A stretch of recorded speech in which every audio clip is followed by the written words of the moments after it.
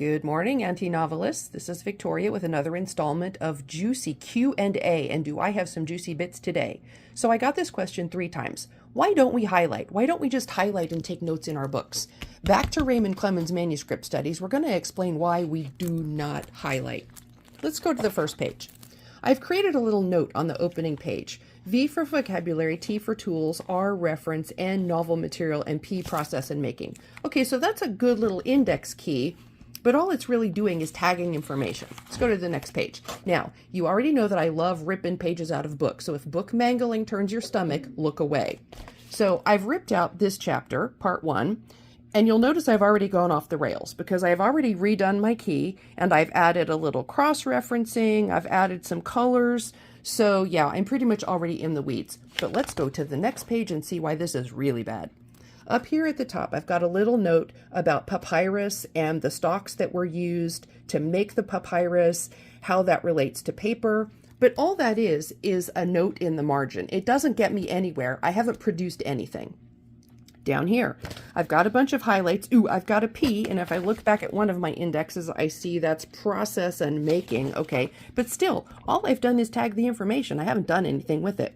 Over here, I've got a note that this is Pliny's description. I've got a little definition that R is the recto side, which is the front side of a page. V is the verso side, which is the back side of a page. But again, I'm just pointing out definitions of terms. This gets me nowhere.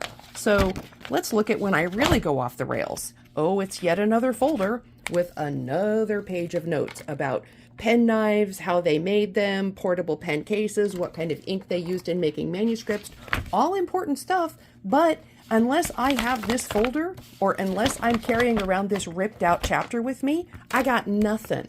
I have created nothing. I've not added to my chapter's word count. I've not added anything to my 4-act plot architecture, which tracks my timeline and the progress of my story. I've created nothing. That is the genius of the Zettelkasten.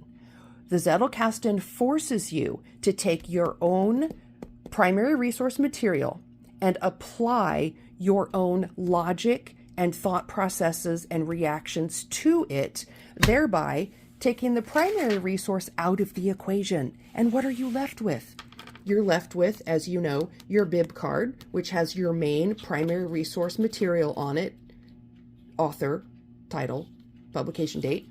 But when you flip it, oh, what do you have? You've interacted with that material.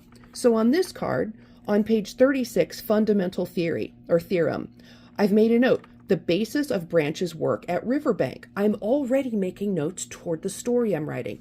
Page 123, pattern generation. I've made a note. Tara recognizes this minor plot point.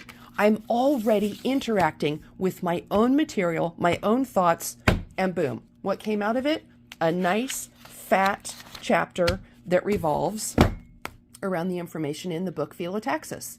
So this is the point. If you take a moment and sit with the fact that just because you have 48 gajillion highlighters, and I am the worst offender, this was a hard habit to break, even with that army of color, you still aren't creating anything. You still aren't getting the work done. That is the beauty of the Zettelkasten. It forces you out of the resources, into your own thoughts, your own ideas, your own goals, and it allows you to unpack those things in the thoughts you put on your main cards, to lay them out in a measured way, and to start creating the work of your life.